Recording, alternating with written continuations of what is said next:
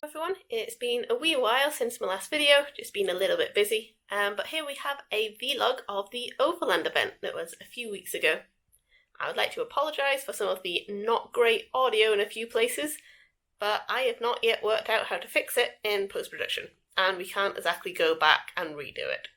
Nevertheless, I hope you enjoy it, and if you're not sure whether you want to go to the Overland event or not, it might give you a little taste of what it's like. We are off to Overland this weekend. Today is Thursday.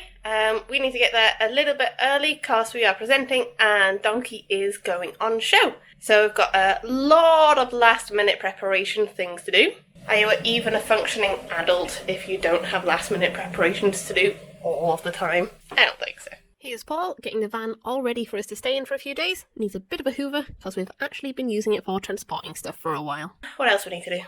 Oh yeah, right, the presentation. That's still not done. We're presenting tomorrow, but that's fine.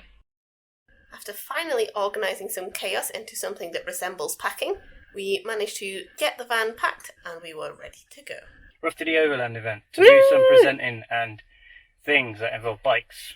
I'm just trying to work out where we're actually going. We ended up setting off about 6:30 and hopped straight onto the M6 and then carried on south until we got to Oxford. The midges are here, the midges are here! We have arrived at Overland and we are staying in our wonderful van called Kaylee, which you can see here.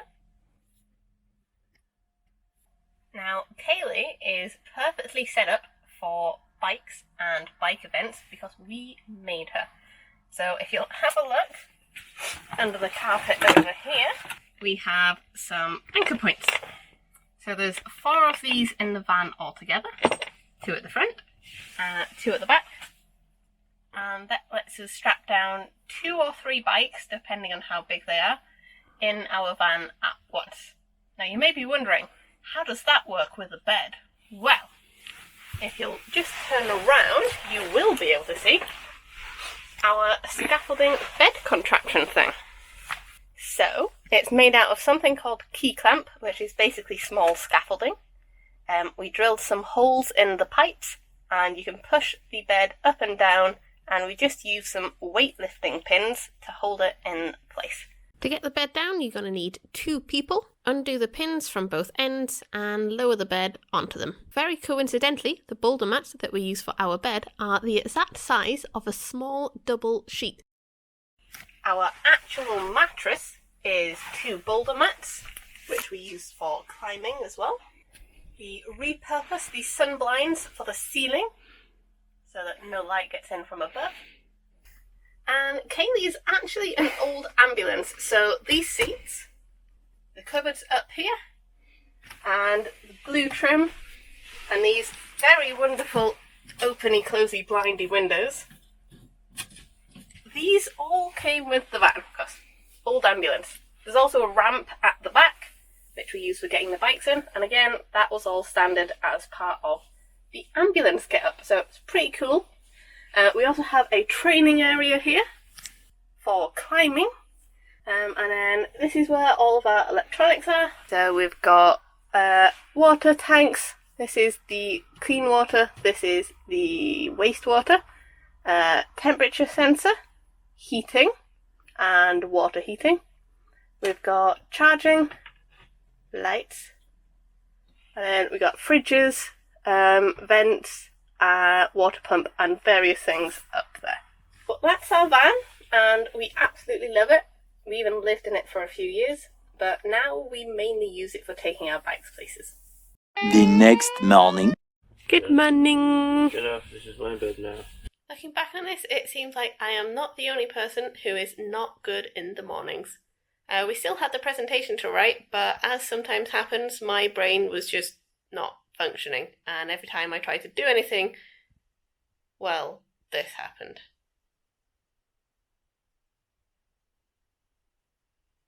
And then I got distracting. I was being very distracting, so Paul sent me off to have a wander around while he actually wrote the presentation. My wonderful partner in crime, Paul, has just finished writing our presentation. It is about 3 o'clock and we are on at 3:30, so good timing there. So we don't have time to do a practice run, so we're just gonna have to do it as is. We have everything. Possibly. This is where we're going to do our presentation, and here are the Overland crew making sure everything is in place. So hello everyone, thank you for coming. We are writing from reality on all of the social medias and stuff if you wanted to look us up. And we are here because we took 2 Sinisterrain 125s all the way to Mongolia. Humans, we do tend to pay more attention to the bad things earlier in human existence. If we didn't pay attention to bad, dangerous and negative threats, you know, in the old era of stone and grunting, you would die. Just a list of some things that you would be worried about that might go wrong on a journey. Just Any ideas? Death. We didn't die. Well, that's not on our list. While we're at Overland, we did 2 presentations, one on Friday and one on a Saturday. If you do want to see the full thing, I am going to put a video up of it at some point with the actual presentation on the screen, and then I'll add in audio or the voiceovers depending on what works best. No idea when that's going to be. I have no concept of being able to stick to a schedule, but I will do my best to get it up sometime this year. We have just done our first presentation, and now it is time for food. How was it? Sweat-inducing, but it went well. Despite the fact we left it to lastminute.com, I think it was very well received. People did enjoy the fact that we didn't just do the holiday snaps of we went here, it was all great. So yeah, I think it went well. People asked some nice questions, had a chat with them after. Yeah, really good. I'd like to say I enjoyed it, but I shit myself. So. What did you think of the presentation? It was definitely something different, but in a good way. We finally found time for a bit of a wander round without stressing about the presentation. So you've got a few different bike stands, you've got some rally bikes, you've got a relatively new company, which I think is called Vogue, maybe Vogue, not sure. Looks very similar to a Honda CBX 500. We've got the show tent over there. We've got some ride outs on the Himalayans. The motorcycle funerals people are here again. They were at the Women in Motorbiking show. We've got tyres and a few other tents around as well. Alright, so we are at Overland show, and this is my wonderful little Sinisterrain donkey. Donkey is on show with all of the other bikes that have been all around the world. We've got a little note saying about the adventures that we've had together. Thank you very much. And so far we've done 2 presentations. Everyone seemed to like it. We had quite a few questions, and people also like listening. In 1967, Mary left the UK and headed toward India.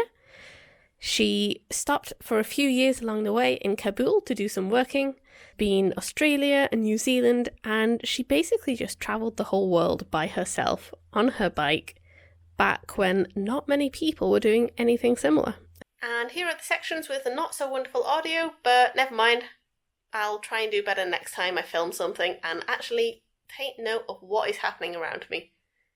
If I remember. I might not.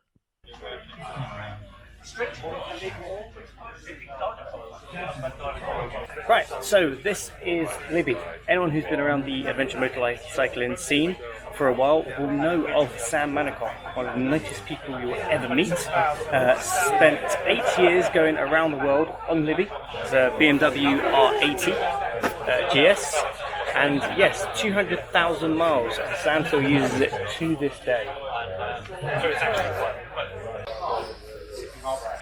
Right, so here we have Stanley Glanfield's 500cc 3.5 horsepower Rudge, which was made in Coventry back in 1927. He did 18,000 miles on it, starting in London, heading across Europe, Asia, Australia and North America as well. The sidecar was added early on in the trip in Vienna when the bike actually broke its frame, so it added extra support to it. And yes, it did 18,000 miles back in a period of time when it wasn't really travelling much. We unfortunately did not manage to get a place on the skills course, but here is Paul demonstrating how it would have gone without a bike. And we sat around for a while, watched a few people giving it a go, and this lady here has just conquered the ridiculously tiny 2 or 3 inch wide beam, and she's managed to get all the way along without falling off, which is pretty impressive if you ask me. To finish up the weekend, we went on a trail ride with TRF, so we hit a few of the byways around the area and just had a nice ride out in the sunshine. One of the members of our party managed to get a few punctures, and then their inner tube completely just exploded, basically.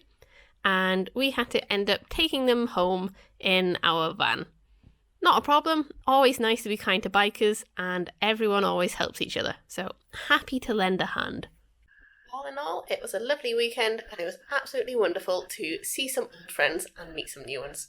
I hope that gave you a little taster of what the Overland event is like, and maybe I'll see you there next time.